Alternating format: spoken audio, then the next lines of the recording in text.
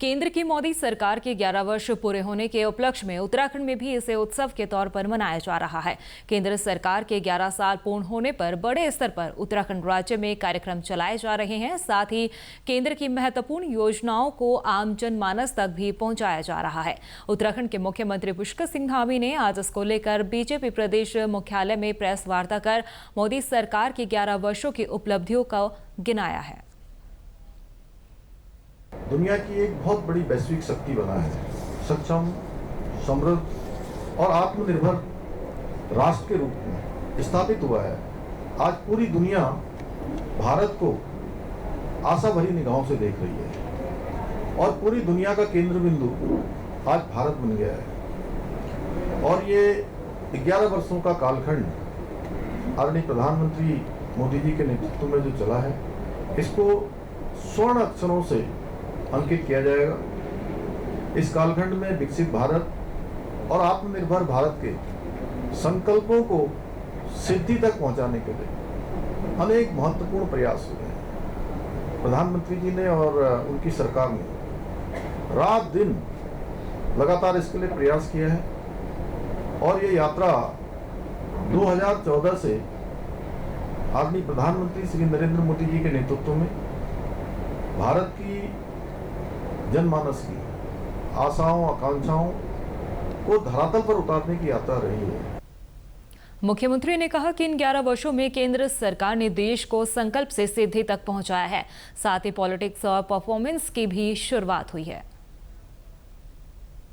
कि मोदी सरकार ने देश की राजनीति में पॉलिटिक्स ऑफ परफॉर्मेंस की एक नई परिभाषा, एक नई कार्य संस्कृति स्थापित की है। आदरणीय प्रधानमंत्री मोदी जी के नेतृत्व में अब सरकार का अर्थ बदल गया है। अब सरकार रिफॉर्म, परफॉर्म एंड ट्रांसफॉर्म की भावना से संचालित होती है, जिसमें जन भागीदारी शासन की आत्मा बन चुकी है।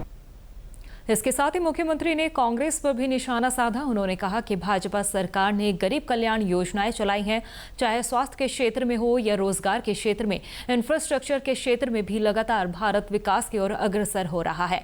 देश में एम्स अस्पताल की संख्या भी बढ़ रही है। भारत के अंदर तमाम सड़क, पुल और एलिवेटेड रोड का भी निर्माण किया जा रहा है। पहले इलाज के लिए सोचना पड़ता था। देश की आजादी के बाद ये तो बिल्कुल सच है, आप सब भी इस बात को स्वीकार करेंगे कि कोई सरकार, ऐसी सरकार नहीं आई जिसने कि ये सोचा कि देश के गरीब लोग, जरूरतमंद लोग, जिनके पास साधन नहीं है, संसाधन नहीं है, वो अगर बीमार पड़ जाए तो उनके इलाज का क्या होगा। ये पहली मोदी सरकार है जो आयुष्मान भारत योजना लेकर आई और गरीबों का इस योजना के माध्यम से आज अस्पतालों में मुफ्त इलाज होता है।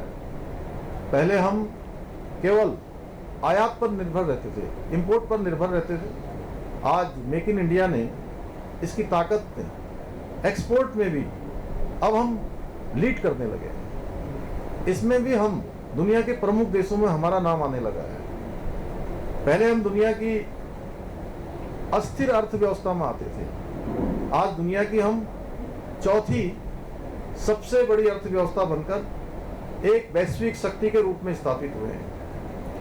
और ये 11 साल विकास के, विश्वास के और बदलाव के रहे हैं। आज देश का हर नागरिक बदलते हुए भारत को देख रहा है और अनुभव कर रहा है।